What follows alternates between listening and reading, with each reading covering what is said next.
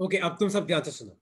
सब लोग देखो, आज की क्लास के एंड में तुम्हें ये पता पड़ना चाहिए कि सीरीज में क्या होते हैं, पैरेलल में क्या होते हैं, और उनका इक्विवेलेंट निकालते कैसे हैं। तो टॉपिक है equivalent capacitance in series and parallel. तो सीरीज और पैरेलल में इक्विवेलेंट कैपेसिटेंस निकालते कैसे।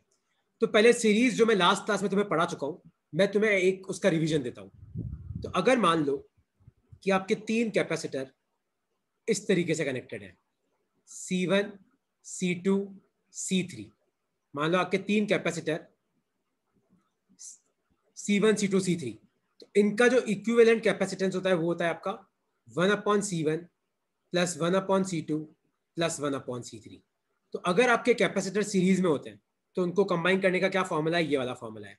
तो अगर आपके तीन कैपेसिटर C1, C2, C3 तीनों सीरीज में है तो उनको कंबाइन करने का क्या फॉर्मूला है, 1/C equivalent equal to 1/C1 plus 1/C2 plus 1/C3। ठीक है, ये वाला फॉर्मूला मैंने तुम्हें परसों पढ़ाया था। ठीक है, ये मैंने तुम्हें परसों पढ़ाया था। अब लिखो अपनी कॉपी में, टॉपिक लिखो कैपेसिटेंस इन पैरेलल। और ये टॉपिक पढ़ने से पहले एक बेसिक कॉन्सेप्ट तुम्हें समझना बहुत जरूरी है। वो बेसिक कॉन्सेप्ट क्या है, देखो ध्यान से देखना। मान लो कि ये कोई वायर है और मान लो कि ये वाला पॉइंट ए है। मान लो कि ये कोई इलेक्ट्रिकल वायर है और मान लो इस पॉइंट का नाम मैं देता हूं ए। तो याद रखना, अगर मान लो किसी वायर पे दो पॉइंट्स के बीच में कोई डिवाइस नहीं है तो इस पॉइंट को भी अपन ए बोल सकते हैं, इसको भी अपन ए बोल सकते हैं, इसको भी अपन ए बोल सकते हैं, इसको भी अपन ए बोल सकते हैं। देखो, अगर किसी भी वायर पे दो पॉइंट्स के बीच में कोई डिवाइस नहीं, जैसे मान लो कि इन दोनों पॉइंट्स के बीच में ना तो कोई रजिस्टर है, ना कोई कैपेसिटर है, ना कोई बैटरी है, तो ये ए है तो इसको भी ए बोल सकते हैं, इसको भी ए बोल सकते हैं, इसको भी ए बोल सकते हैं, इसको भी ए बोल सकते हैं। ये कंसेप्ट बहुत इंपॉर्टेंट है। तो देखो इस कंसेप्ट को कैसे यूज करते हैं। तो सबसे पहले कैपेसिटर्स इन पैरेलल टॉपिक लिखो और मान लो कि मेरे पास तीन कैपेसिटर इस तरीके से लगे हुए हैं। मेरे पास तीन कैपेसिटर इस तरीके से लगे हुए हैं। मान लो ये कैपेसिटर C1, ये कैपेसिटर C2, ये कैपेसिटर C3।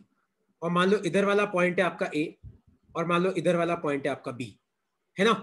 तो ध्यान से देखना, कैपेसिटर्स पैरेलल में कब होते हैं रानू, और तुम सब लोग ध्यान से सुनना, जब उनके अक्रॉस पॉइंट सेम होता है।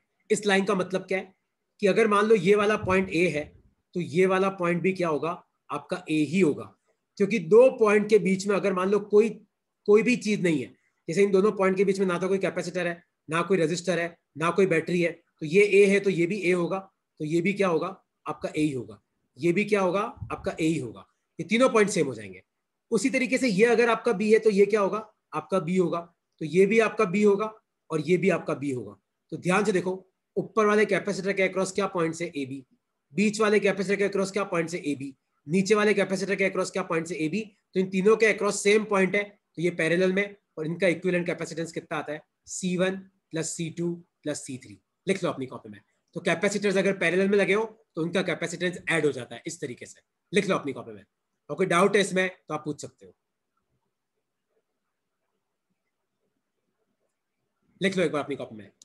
तो if points across capacitors are same, they are in parallel.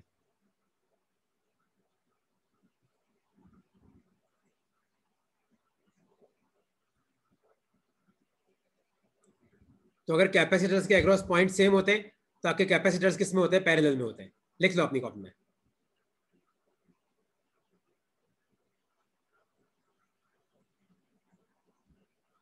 ठीक है, तो अब एक क्वेश्चन तुम्हारे लिए, फिर अगला क्वेश्चन मैं सॉल्व करूंगा। सॉरी, एक क्वेश्चन मैं सॉल्व करूंगा, अगला क्वेश्चन तुम्हारे लिए। ठीक है, इसका डेरिवेशन आएगा, इसका डेरिवेशन अपन करेंगे।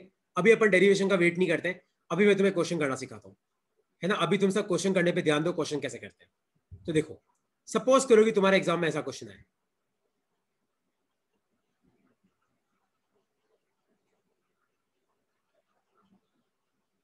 मान लो कि ये सी, ये सी, ये सी, ये सी, और मेरा क्वेश्चन है कि मान लो ये ए है, ये बी है। मेरा क्वेश्चन है फाइंड सी इक्विवेलेंट। आपको इक्विवेलेंट कैपेसिटेंस निकालना है।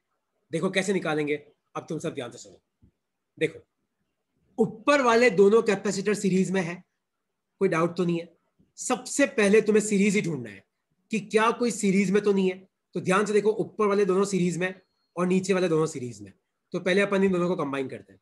तो 1/c equivalent equal to 1/c plus 1/c, तो ये हो जाएगा 2/c। तो इक्विवेलेंट कैपेसिटेंस कितना आ जाएगा, c/2। उसी तरीके से ध्यान से देखना, नीचे वालों को भी कंबाइन करोगे तो कितना आ जाएगा, c/2। तो इस सर्किट को वापस बनाओ, तो ऊपर वाला आपका c/2 और नीचे वाला भी आपका c/2। तो ध्यान से देखो, c/2 तो आपका c इक्विवेलेंट कितना आया, इन दोनों को ऐड करो, c/2 प्लस c/2 कितना हो गया, आपका c हो गया। आया तुम्हें समझ में कि नहीं समझ में आया, कैसे किया मैंने?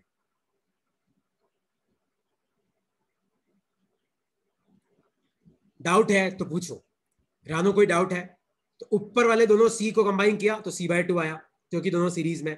नीचे वाले दोनों सीरीज में तो कंबाइन किया, c/2 आया, तो उसकी जगह c/2 बनाया, नीचे वाली की जगह c/2 बनाया, c/2 और c/2 पैरेलल में, तो ऐड होके c बन गया। किसी को इस क्वेश्चन में कोई डाउट है तो पूछो।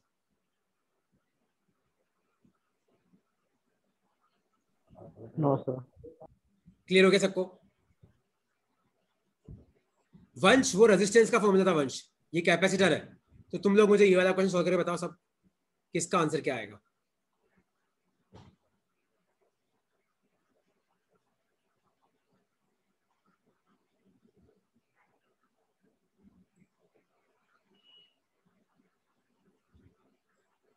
मान लो कि ये आपका 2c है, ये आपका 2c है, मान लो ये आपका 2c है, मान लो ये भी आपका 2c है, ये भी आपका 2c है, और ये भी आपका 2c है।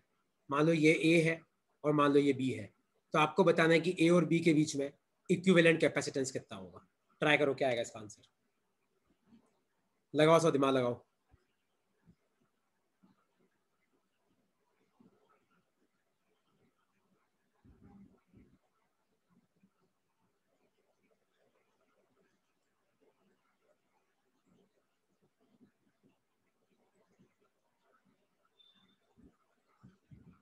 करो, कैसे करोगे?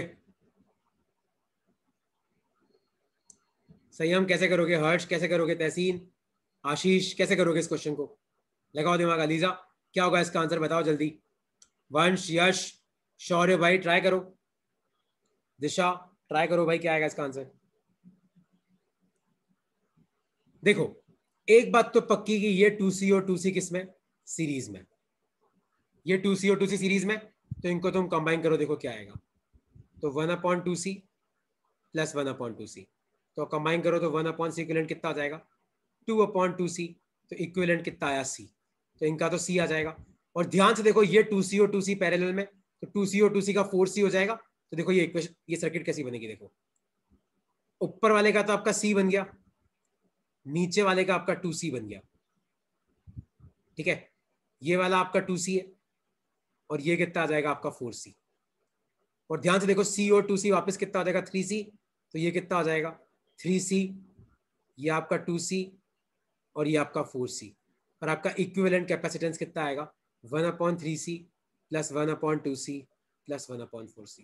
इसको सॉल्व करो, आपका आंसर आ जाएगा। अब कोई डाउट है इसमें तो पूछो यार।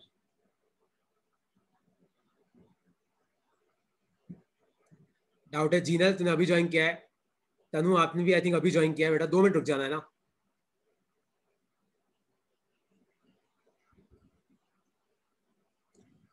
सर एक और समझा सकते हो? देखो मैं तुम्हें, क्या हो गया, सर एक बार बताओ ना। एक बार वापस बताता हूँ। देखो आशीष, एक बार वापस बताता हूँ। देखो सब ध्यान से देखो, मैं इन क्वेश्चंस को एक बार वापस बताता हूँ। देखो, तो क्वेश्चन ये था, जीनल और तनु बेटा आपने अभी ज्वाइन किया, देखो समझना है इस क्वेश्चन को। तो 2 कैपेसिटर ऐसे लगे हुए हैं, फिर नीचे एक और कैपेसिटर लगा हुआ था, यहां पे आपका एक कैपेसिटर और लगा हुआ था, और यहां पे आपके 2 कैपेसिटर इस तरीके से लगे हुए थे। ठीक है, और मैंने दे रखा था कि ये सारे के सारे, आई थिंक ये सारे के सारे आपके 2c है। तो क्वेश्चन ये है कि यहाँ पे इक्विवेलेंट कैपेसिटेंस कितना होगा। आशीष ध्यान से देखना, जीनल तनु बेटा आप ध्यान से देखना। मैंने ना इनको क्लास में 2 फॉर्मूले पढ़ाए। देखो ये तो अपन ने परसों प्रैक्टिस किया था कि अगर कैपेसिटर सीरीज में हो तो इक्विवेलेंट कैपेसिटेंस क्या होता है, ये तो 1/c equivalent equal to 1/c1 plus 1/c2 plus 1/c3। आज मैंने इनको ये पढ़ाया कि अगर आपके कैपेसिटर्स पैरेलल में हो तो इक्विवेलेंट कैपेसिटेंस क्या होता है। तुम सब ध्यान से देखो, अगर पैरेलल में हो तो क्या होता है, c1 plus c2 plus c3। तो पैरेलल में अपन सीधा ऐड कर देते हैं, और सीरीज में क्या करते हैं अपन, ये वाला फॉर्मूला लगाते हैं। तो यहां पे ध्यान से देखो, आपको इक्विवेलेंट कैपेसिटेंस निकालना है। अब तुम यहाँ पे ध्यान से देखो, ये 2C और 2C सीरीज में है। आशीष ध्यान से देख, ये 2C और 2C सीरीज में, तो सीरीज में अपन कैसे कंबाइन करते हैं? 1/c equivalent equal to 1/2c plus 1/2c। तो 1/c इक्विवेलेंट कितना हो जाएगा? देखो एलसीएम तो आपका 2c आ जाएगा, 1 + 1 2, 2 से 2 गया तो आपका इक्विवेलेंट कैपेसिटेंस c आ गया। तो उन दोनों का मिला के तो कितना आ गया? c आ गया। और ध्यान से देखो ये दोनों किस में? ये दोनों आपके पैरेलल में। तो 2c और 2c का पैरेलल में मैं तुम्हें क्या सिखाया? पैरेलल में अगर कैपेसिटर लगे हो तो उनका कैपेसिटेंस ऐड कर देते हैं। तो 2c + 2c ये कितना हो जाएगा? 4c हो जाएगा। तो इस सर्किट को देख आशीष वापस बनाते हैं। तो ये 2c c हो गया, तो इनकी जगह खाली c लिख दे। नीचे तो 2c है तो इसको 2c रहने दो। यहां पे 2c था तो ये 2c था ही था, और ये 2c और 2c कितना हो गया? 4c हो गया। ठीक है, अब तहसीन ध्यान से देख, ये c और 2c देख क्या पैरेलल में है? तो c + 2c कितना हो जाएगा? 3c। तो देख फाइनल सर्किट क्या बन गई? ये बन गई। तो एक तेरा 3c, एक तेरा 2c, एक तेरा 4c, और ये तीनों सीरीज में, इनको सीरीज में कंबाइन कर दो। ये आ गया आपका आंसर। किसी को इसमें कोई डाउट है तो पूछो यार, कोई भी डाउट है तो पूछो। रानू कोई डाउट है? क्लियर हो गया?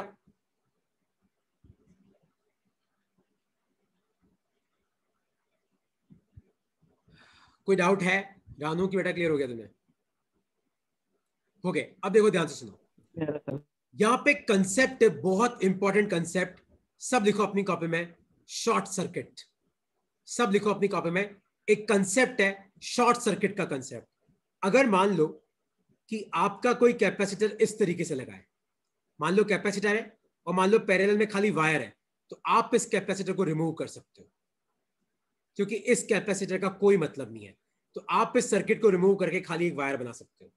तो अगर मान लो कैपेसिटर है और मान लो पैरेलल में कोई वायर लगा हुआ है, जैसे मान लो कि आपकी सर्किट ऐसे है, कैपेसिटर और मान लो पैरेलल में वायर लगा हुआ है, तो आप इस कैपेसिटर को रिमूव कर सकते हो। इस कैपेसिटर का कोई मतलब नहीं है। इस कंसेप्ट को बोलते हैं शॉर्ट सर्किट। लिख लो अपनी कॉपी में।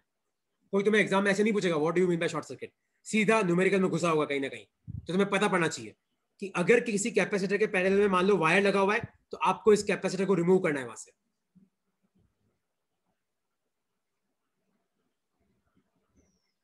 देख रानू, शॉर्ट सर्किट का कंसेप्ट क्या है? देखो तुम ध्यान से देखो, जैसे मान लो कि आपके पास ये कैपेसिटर है और मान लो ये इस तरीके से लगा हुआ है, और मान लो कि ये वाला पॉइंट ए है। देखो जिनल और तनु, आपने लेट ज्वाइन किया बेटा, अब एक चीज समझना, ये वाला पॉइंट ए है तो ये वाला पॉइंट भी ए होगा। याद रखना, अपन इन दोनों पॉइंट को ए लिख सकते हैं, क्योंकि इन दोनों पॉइंट के बीच में रास्ते में कुछ नहीं है। ना तो रास्ते में कोई कैपेसिटर है, ना रास्ते में कोई रजिस्टर है, ना रास्ते में कोई बैटरी है। ये ए है तो इसको भी अपन ए लिख सकते हैं, क्योंकि यहाँ पे भी रास्ते में कुछ नहीं है। ये ए है तो इसको भी अपन ए लिख सकते हैं, क्योंकि यहाँ पे भी रास्ते में कुछ नहीं है। और ये ए है तो इसको भी अपन ए लिख सकते हैं, क्योंकि यहाँ पे भी रास्ते में कुछ नहीं है। तो अगर किसी कैपेसिटर के दोनों तरफ सेम पॉइंट हो जाए तो उस कैपेसिटर को आप गायब कर सकते हो, क्योंकि इस कैपेसिटर के दोनों तरफ सेम पोटेंशियल है, तो पोटेंशियल डिफरेंस 0 है, तो इस कैपेसिटर पर कोई चार्ज होगा ही नहीं। तो इसलिए इस कैपेसिटर को आप गायब कर सकते हो। तो आप इसको रिमूव करके खाली एक वायर बना दो। इस कैपेसिटर का कोई मतलब नहीं है। इसको बोलते हैं शॉर्ट सर्किट। किसी को इसमें कुछ पूछना है तो पूछ सकते हो।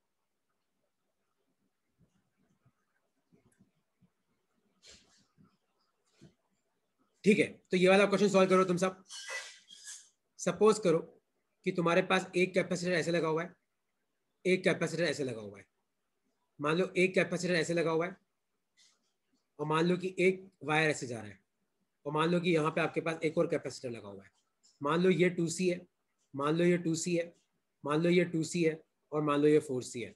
तो आपको बताना है कि ए और बी के बीच में इक्विवेलेंट कैपेसिटेंस कितनी होगी। ट्राई करो जीनल, ट्राई करो बेटा, क्या आएगा इसका आंसर? लगाओ दिमाग। दिशा, ट्राई करके आएगा इसका आंसर।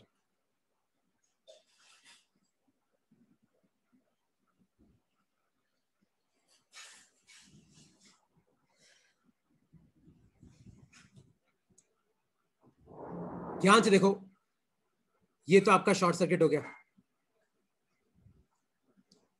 और ये 2C और 2C किसमें पैरेलल में? तो 2C और 2C मिलके कितने हो गए? 4C। ये आपका वायर है, और यहाँ पे भी कितना है? 4C। और ध्यान से देखो, ये 4C किसमें? सीरीज में। तो 1/4C प्लस 1/4C, तो ये हो जाएगा 2/4C। 2 से 2 गया तो आपका इक्विवेलेंट कैपेसिटेंस कितना आया? 2C आया। ये आपका आंसर है। आया तुम सबको समझ में कि नहीं समझ में आया? शौर्य समझ में आया बेटा? यश क्लियर हुआ? तनु बेटा क्लियर हुआ कि नहीं हुआ यार? क्योंकि मेरे लिए जानना यस बहुत सर। जरूरी है। आशीष भाई, दिशा, संयम सर, यस सर। क्लियर हुआ कि नहीं हुआ? वंश भाई, तहसीन और तहसीन मैडम, समझ में आया कि नहीं आया? ये 2C 4C हो गया। देख ये 2C शॉर्ट सर्किट हो गया क्योंकि इसके पैरेलल में वायर है, सो गायब कर दिया। ये 4C यहाँ पे आ गया, 4C और 4C सीरीज में आपका 2C आ गया।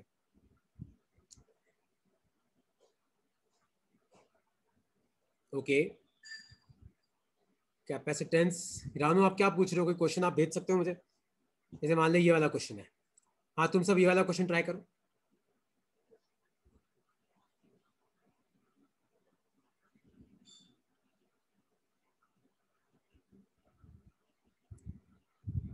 मान लो कि ये ए है, मान लो कि ये बी है। आपको बताना है कि ए और बी के बीच में इक्विवेलेंट कैपेसिटेंस कितनी है। ये 3C, ये 3C, ये 3C, और ये आपका C और ये आपका C। अब आपको बताना है कि ए और बी के बीच में इक्विवेलेंट कैपेसिटेंस कितना है। ट्राई करो। अब आपको बताना है कि ए और बी के बीच में इक्विवेलेंट कैपेसिटेंस कितना है। सब ट्राई करो और थोड़ा दिमाग के दरवाजे खोलो। मैं तुम्हें समझाऊंगा तो समझना कि कैसे करते हैं। करो, ट्राई करो।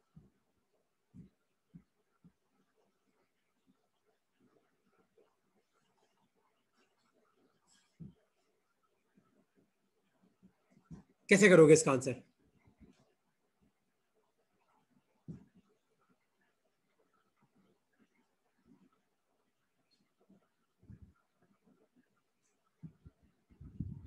कैसे करोगे यार? ध्यान से देखो, ये 3C, ये वाला 3C और ये वाला 3C, तीनों सीरीज में है। संयम है कि नहीं तीनों सीरीज में? Yes sir. तो इनका इक्विवेलेंट कितना आ जाएगा? 1/3C plus 1/3C plus 1/3C। तो ये कितना आ जाएगा? 3/3C आ जाएगा। तो 3 से 3 गया, तो इक्विवेलेंट कैपेसिटेंस कितना आया? C आया। आया समझ में? तो इन तीनों की जगह मैं खाली C बना देता हूं, ठीक है? यहां पे पहले से क्या लगा हुआ है? C लगा हुआ है, और यहां पे नीचे क्या है? एक और C है, और यहां पे आपका B पॉइंट है, यहां पे आपका A पॉइंट है। अब तुम ये गलती भूल के भी मत करना जो जीनल ने अभी शायद तुमने करी बेटा, ये तीनों पैरेलल में नहीं है। यहां पे ऊपर वाले दोनों कैपेसिटर पैरेलल में है, तो C और C को कंबाइन करो, ऊपर वाले दोनों पैरेलल में, नीचे वाला इनके साथ पैरेलल में नहीं है। तो C और C पैरेलल में कितना हो गया? 2C हो गए। तो देखो इस सर्किट को अपन कैसे बनाएंगे? तो यहाँ पे C और C 2C, तो यहाँ पे आपका A, और यहाँ पे नीचे आपका क्या बच गया? C, और यहाँ पे आपका B। अब ये दोनों किस में आ गए? सीरीज में आ गए। तो आपका इक्विवेलेंट कैपेसिटेंस कैसे निकालोगे? इन दोनों को सीरीज में ले लो। तो 1/C equivalent equal to 1/2C plus 1/C। तो यहाँ पे एलसीएम 2C आ जाएगा, ऊपर 3, तो आपका इक्विवेलेंट आ जाएगा 2/3C। ये आपका आंसर है। रानू समझ में आया? अब देखो जिसको समझ में नहीं आया तुम मुझसे पूछ सकते हो। समझ में आ गया सर। जीनल देखो समझ में आया कि लास्ट में मैंने तीनों सीरीज में क्यों नहीं लिए, तीनों पैरेलल में क्यों नहीं लिए?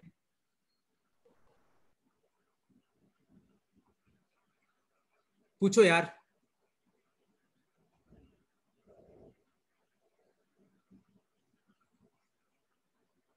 समझ में आ गया सर। आ गया सबको समझ में? किसको समझ में नहीं आया यार?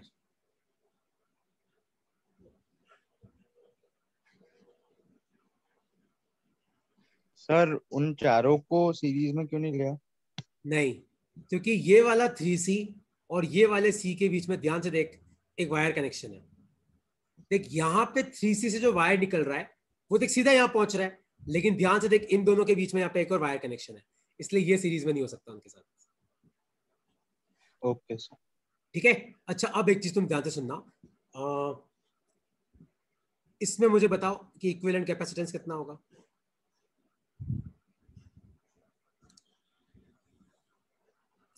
मान लो ये भी C है, ये भी C है, ये भी C है। करो, ट्राई करो। मान लो ये पॉइंट A है, ये पॉइंट B है।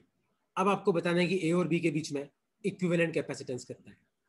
जीनल और तनु तुम लोग लेट ज्वाइन हुए थे, इसलिए तुम्हें वो पॉइंट वाला मेथड नहीं पता है, तो मैं तुम्हें पॉइंट वाला मेथड सिखाऊंगा, तुम देखना अभी। और बाकी तुम सब ट्राई करो। करो संयम सर, करो, ट्राई करो सर। शौर्य भाई क्या आंसर आ रहा है, जल्दी बताओ इसका। तहसीन करो, ट्राई करो। रानू कितना आएगा इसका आंसर?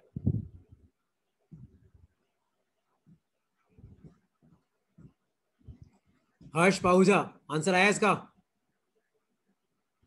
अरे हर्ष देखो तो पता है, नहीं सही, हम सी नहीं है बेटा। देखो अब मैं तुम्हें सिखाता हूं ऐसे क्वेश्चन कैसे करते हैं। सब अपनी आंखें खोलो और देखो यहाँ पे ध्यान से। देखो ये वाला पॉइंट ए है, तो इसको भी अपन ए लिख सकते हैं, कोई डाउट तो नहीं है। इसको भी अपन ए लिख सकते हैं, और ये वाला पॉइंट ए है तो इसको भी ए लिख सकते हैं, क्योंकि इन दोनों के बीच में कुछ नहीं है तो ए। और ये वाला पॉइंट ए है तो इसको भी ए लिख सकते हैं, और ये वाला पॉइंट ए है तो इसको भी अपन ए लिख सकते हैं, ठीक है। इसी तरीके से ये वाला पॉइंट बी है तो इसको अपन बी लिख सकते हैं, और ये वाला पॉइंट बी है तो इसको भी अपन क्या लिख सकते हैं, बी लिख सकते हैं। अब तुम ध्यान से सुनना, अगर कैपेसिटर्स के अक्रॉस पॉइंट सेम होते हैं ना तो उनको हम पैरेलल में बोलते हैं। तो इस सी के एक तरफ ए है, एक तरफ बी है, इस सी के एक तरफ ए है, एक तरफ बी है, इस सी के एक तरफ ए है, एक तरफ बी है, तो ये तीनों किस में, पैरेलल में। तो पैरेलल में क्या हो जाएगा, सी प्लस सी प्लस सी, तो आपका आंसर कितना आ जाएगा, 3C। आया तुमको समझ में कि नहीं समझ में आया? अब जिसको समझ में नहीं आया तो मेरा गला पकड़ सकते हो, पूछो कहाँ डाउट है। सर बट उनके बीच में तो वायर है ना। इनके बीच में सर मतलब तीनों के बीच में जैसे तीनों में से जो भी दो दो है उनके बीच में वायर है ना। नहीं, देखो ऐसा रास्ता ढूंढना है। अगर देखो कोई भी ऐसा एक रास्ता मिल जाए, कोई भी ऐसा जहां पे रास्ते में कुछ नहीं है, तो वो चूज कर सकते हैं, ओके सर। है ना। कोई भी एक रास्ता, मैं समझ गया कि तू बोल रहा है कि सर यहाँ पे तो मुझे कैपेसिटर लगा हुआ है, तो इसलिए तो मैंने ऊपर वाला रास्ता चूज किया। शौर्य मैं वापस समझा रहा हूँ, देखो सब ध्यान से समझना। सपोज करो ये कैपेसिटर है, मान लो ये कैपेसिटर है, मान लो ये कैपेसिटर है, ठीक है। और क्या सर्किट थी अपनी, आई थिंक ऐसे थी ना, ऐसे थी। ये वाला ए था, ये वाला बी था। तो मेरा क्वेश्चन है कि बताओ ए और बी के बीच में इक्विवेलेंट कैपेसिटेंस कितनी है, यही पूछा था मैंने। देखो ये वाला पॉइंट ए है, तो आपका ये वाला पॉइंट भी क्या होगा, ए होगा। और ये वाला ए है, तो देखो ऊपर वाले रास्ते से जाके देखो, पूरे रास्ते में कुछ नहीं है, तो ये वाला पॉइंट भी ए होगा। उसी तरीके से ये वाला बी है, तो ये भी पॉइंट बी होगा, क्योंकि इन दोनों के बीच में कुछ नहीं, तो सेम पॉइंट है। और ये वाला बी है, तो ये वाला भी क्या होगा, बी होगा। तो ध्यान से देखो, इस कैपेसिटर के एक तरफ है, एक तरफ बी, इसके भी एक तरफ है, एक तरफ बी, इसके भी एक तरफ है, एक तरफ बी, तो ये तीनों किसमें, तुम्हारे पैरेलल में। तो इक्विवेलेंट कैपेसिटेंस कितना आ जाएगा, 3C आ जाएगा। कहाँ रानू, शॉर्ट सर्किट नहीं हुआ बेटा। शॉर्ट सर्किट अगर कोई कैपेसिटर होता है ना, तो उस कैपेसिटर के दोनों तरफ सेम पॉइंट आते कि नहीं आते, ए और ए। तू मुझे बता, यहाँ पे किसी कैपेसिटर के अक्रॉस सेम पॉइंट आए क्या?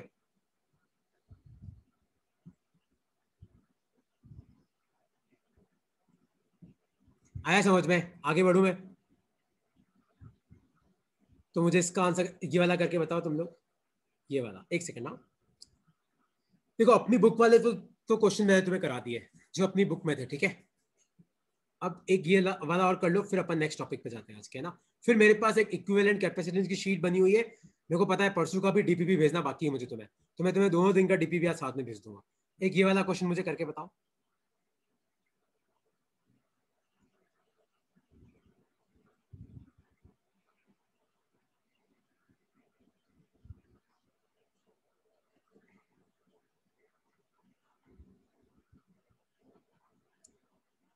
मान लो ये ए है, मान लो ये बी है, मान लो ये सी है, ये सी है, ये सी है। करो, ट्राई करो।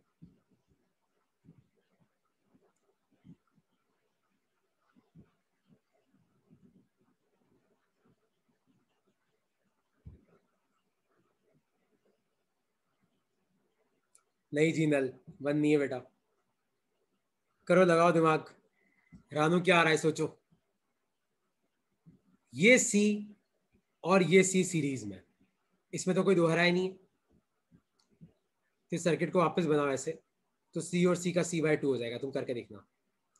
यहाँ पे एक स्ट्रेट वायर है, यहाँ पे वापस आपके पास सी है, और ये नहीं रानू, 3C/2 भी नहीं है। अरे मैं तुम लोगों को क्या सिखाया, क्या सिखाया मैं तुम लोगों को, बताओ।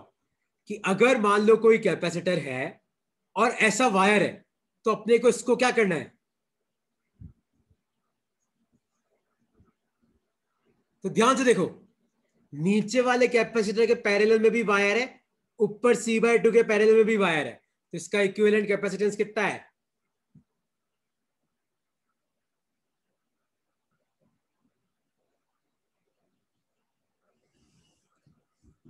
नहीं आया समझ में कि आ गया यार?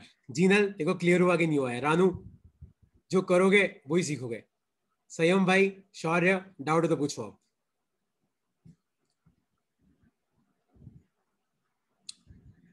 हाँ, क्लियर हो गया तुम सबको कि नहीं क्लियर हुआ?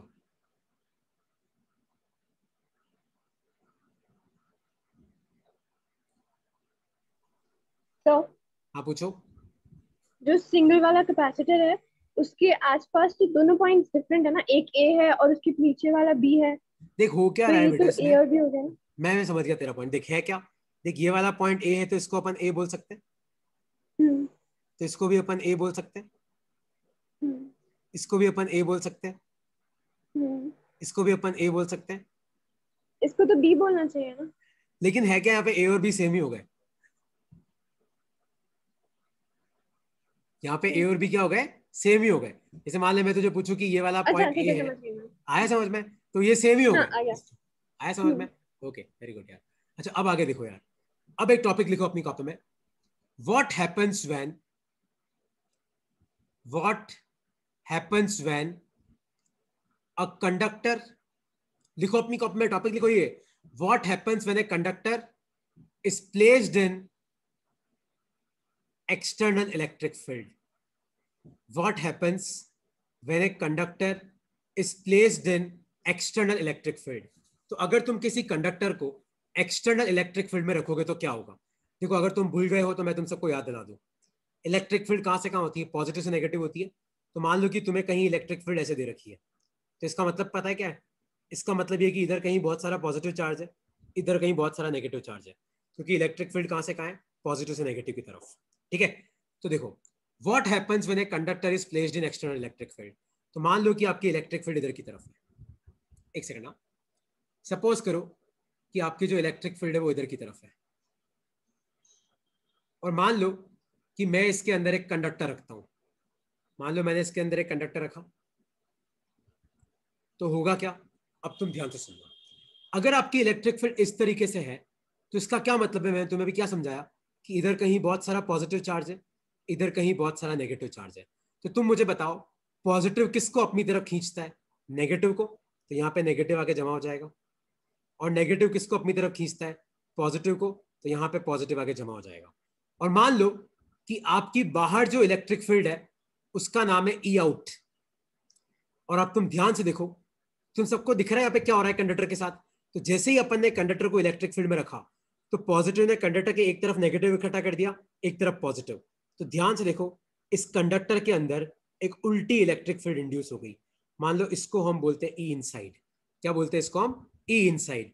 लेकिन तुम सबको याद है मैंने तुम्हें क्या सिखा रखा है कि एक कंडक्टर के अंदर नेट इलेक्ट्रिक फील्ड क्या होती है? जीरो होती है। इलेक्ट्रोस्टैटिक्स में एक कंडक्टर के अंदर इलेक्ट्रिक फील्ड नहीं हो सकती। तो अंदर नेट इलेक्ट्रिक फील्ड जीरो कब होगी? जब बाहर वाली इलेक्ट्रिक फील्ड और अंदर वाली इलेक्ट्रिक फील्ड कैंसिल हो जाए। क्योंकि अंदर किसी भी पॉइंट पे दो इलेक्ट्रिक फील्ड होगी, एक पीछे की तरफ ई इंड्यूस्ड या ई इनसाइड, एक इधर की तरफ ई आउटसाइड। तो दोनों कैंसिल होगी तभी जीरो होगी। तो याद रखना कि E inside will be equal to E outside. तो E inside will be equal to E outside. तो अगर आप किसी भी कंडक्टर को एक्सटर्नल इलेक्ट्रिक फील्ड में रखते हो ई आउटसाइड में, तो कंडक्टर के अंदर एक उल्टी इलेक्ट्रिक फील्ड आ जाती है। देखो आपकी बाहर वाली इलेक्ट्रिक फील्ड का है उधर की तरफ, लेकिन अंदर वाली इलेक्ट्रिक फील्ड का है पीछे की तरफ। लेकिन अंदर नेट इलेक्ट्रिक फील्ड क्या हो जाएगी? जीरो। इसका मतलब क्या है? जितनी इलेक्ट्रिक फील्ड बाहर है उतनी अंदर इंड्यूस हुई पीछे की तरफ, दोनों कैंसिल हो गई तो नेट जीरो हो गई। लिख लो अपनी कॉपी में। तो आपको एक लाइन लिखनी है यहां पे, when conductor is placed inside external electric field, comma, electric field gets induced in opposite direction। तो कंडक्टर के अंदर एक उल्टी इलेक्ट्रिक फील्ड आ जाती है, such that E net will be equal to 0, net electric field क्या हो जाए, 0 हो जाए। लिख लो अपनी कॉपी में इसको।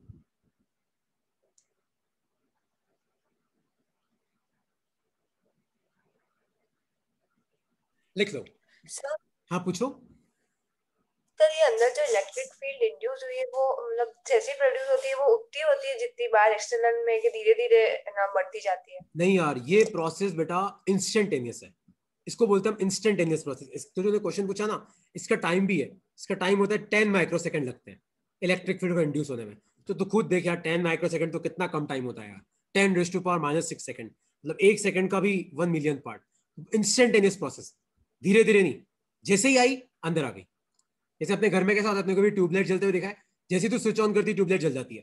तुम्हें पता है ट्यूबलाइट जलती कैसे? क्योंकि ट्यूबलाइट के अंदर एक इलेक्ट्रिक फील्ड इंड्यूस होती है, और वो इलेक्ट्रिक फील्ड क्या करती है, ट्यूबलाइट के अंदर जो एटम्स होते हैं उनको एक्साइट करती है और आपकी लाइट निकलती है। एकदम इंस्टेंटेनियस प्रोसेस होती है, स्पीड ऑफ लाइट से। लिख लिया कि डाउट है किसी को? वही डायग्राम तुम्हें बनाना है ना, और साथ में लिखना भी है थ्योरी। ओके, तो एक क्वेश्चन का आंसर तुम लोगों को करना है। मिटा दो ये, आगे चलो मैं।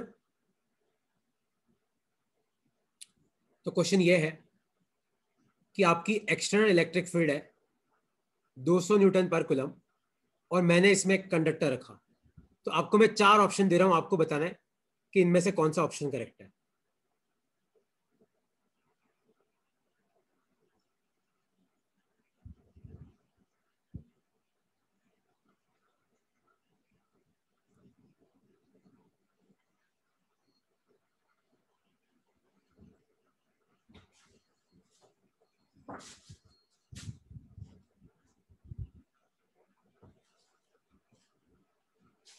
तो आपको बताना है कि इनमें से कौन सा ऑप्शन करेक्ट है।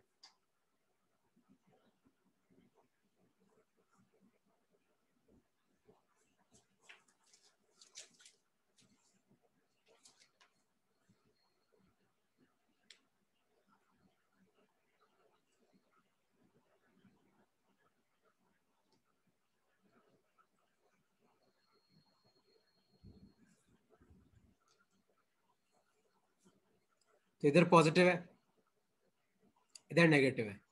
शौर्य ध्यान से देख, और शौर्य भाई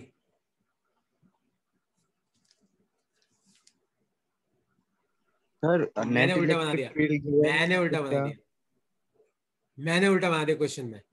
तो पॉजिटिव से नेगेटिव, और यहाँ पे पॉजिटिव से नेगेटिव, सॉरी मैंने उल्टा बना दिया। पॉजिटिव से नेगेटिव, यहाँ पे पॉजिटिव से negative. Yes sir. Sir given क्या है, नेट इलेक्ट्रिक फील्ड या फिर?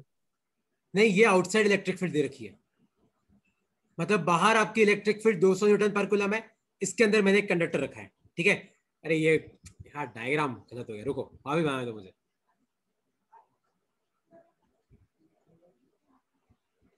Plus plus minus minus, minus minus plus plus, plus plus minus minus, minus minus plus plus. तो आपको बताना है ऐसे होगी 200 न्यूटन पर कूलम। ये इनसाइड वाली इलेक्ट्रिक फील्ड बतानी है आपको मुझे कि ऐसे होगी 200 न्यूटन पर कूलम, ऐसे होगी 100 न्यूटन पर कूलम, कि ऐसे होगी 100 न्यूटन पर कूलम। तो देखो होगा क्या, ये मेरी गलती है, थोड़ा मैंने खिचड़ी बना दी यहाँ पे। तो नेगेटिव है तो यहाँ पे पॉजिटिव आ जाएगा, यहाँ पे नेगेटिव आ जाएगा। और बाहर 200 है तो अंदर पीछे भी कितनी इंड्यूस होगी, 200 न्यूटन पर कूलम, ताकि नेट इलेक्ट्रिक फील्ड कितनी हो जाए, 0 हो जाए। ठीक है, आया तुम सबको समझ में कि नहीं समझ में आया? अब है क्या, मेरे को एक टॉपिक और कराना था आज, मेरा टॉपिक रह गया तुम्हारे साथ कि डाइलेक्ट्रिक को इलेक्ट्रिक फील्ड में रखेंगे तो क्या होगा। एनीवेज वो अपन नेक्स्ट क्लास में करेंगे आराम से, कोई दिक्कत की बात नहीं है। इसमें कोई डाउट है तो पूछो, इसमें कोई डाउट है किसी को तो पूछो। तो आज मैं जो पढ़ाया कि इक्विवेलेंट कैपेसिटेंस कैसे निकालते हैं सीरीज में और पैरेलल में, और एक कंडक्टर को इलेक्ट्रिक फील्ड में रखते हैं तो क्या होता है। किसी को इन दोनों टॉपिक में कोई डाउट है तो पूछो, क्योंकि नेक्स्ट क्लास में मैं चैप्टर करीबन करीबन तुम्हारा वाइंड अप कर दूंगा, है ना। कोई डाउट है इसमें तो पूछो यार।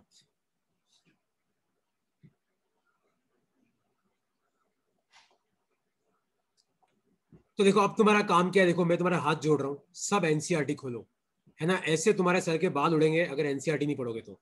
एनसीईआरटी खोलो, आज मैं तुम्हें एनसीईआरटी की मैं भेजता हूँ, मैं तुम्हें आज एनसीईआरटी के सबको स्नैपशॉट भेज रहा हूँ, है ना। वो क्वेश्चन तुमको मुझे करके देने, ठीक है, आज मैं तुम्हें भेज रहा हूँ, तुम लोग तो भेजोगे नहीं।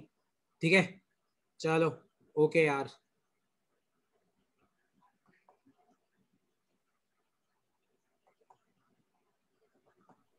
Bye sir. बाय बाय यार।